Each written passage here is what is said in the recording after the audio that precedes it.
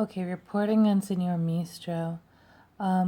Overall, this is just a critique of the current state of journalism in Colombia. Um, the author starts off by saying it's a fight that's never going to end. He goes on to talk about object objectivity among journalists, and that you really can't say that they're ever really objective. They can do a lot of things to influence the way a piece is perceived from the photographs that they use, who they choose to interview, and the position they put the stories in. Um, and so it does lack complete objectivity. And then, of course, they don't really need to be completely objective because being dispassionate and impartial is not really a virtue in journalism. Um,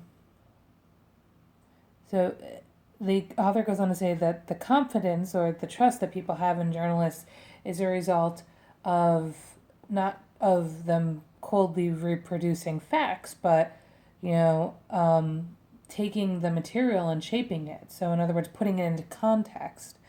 Um, and it, he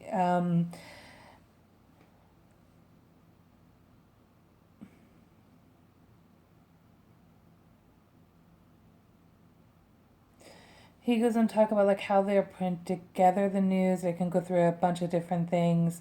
Um, but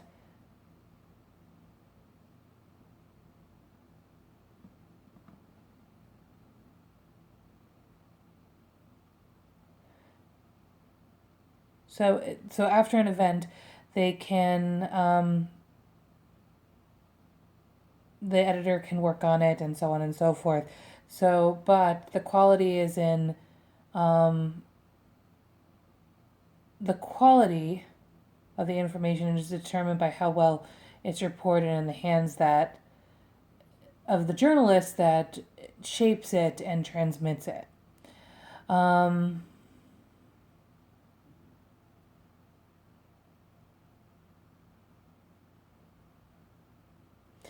he was going to talk about one of the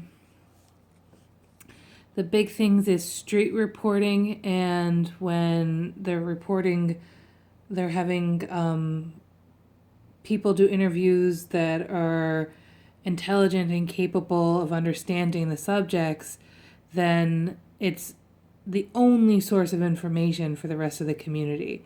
So obviously, in that paragraph, he's really calling out how good quality street reporting is important. But then he goes in to talk about how that kind of reporting has become very superficial, and it's leaning toward being wanting to start a fight. How would you say that? It's leading toward being aggressive as opposed to objective. And then he goes into the example of when some military guy was being buried, and one of his friends, another military guy, well, I guess he doesn't say the guy's a military guy. The reporters got in his face during the funeral procession while he was helping hold the coffin, and asked him a question, and he grunted, and then they were framing that as him being against the president. So that the news was reporting that his reaction was because of the way he felt about the president. Most likely in this paragraph, that's the reason why the trigger for this article. He's probably writing about this. This particular incident, and it seems like this whole piece is his thoughts on this incident. He goes on to say that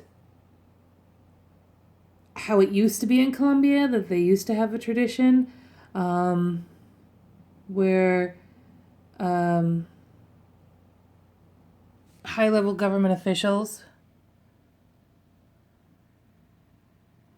would tremble at the force of the journalists. They were capable and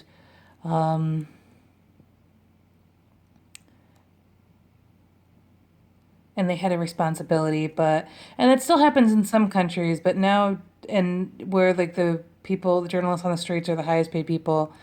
But he goes on to say that it's obvious that there's like a school he's going on to say, he pretty much says that Colombia is making a school of this form of damaging the understanding of the function of a reporter. So what he's really trying to say is that it's become ingrained in Colombia, this poor form of journalism. Yeah, so obviously opinion piece over journalism in Colombia.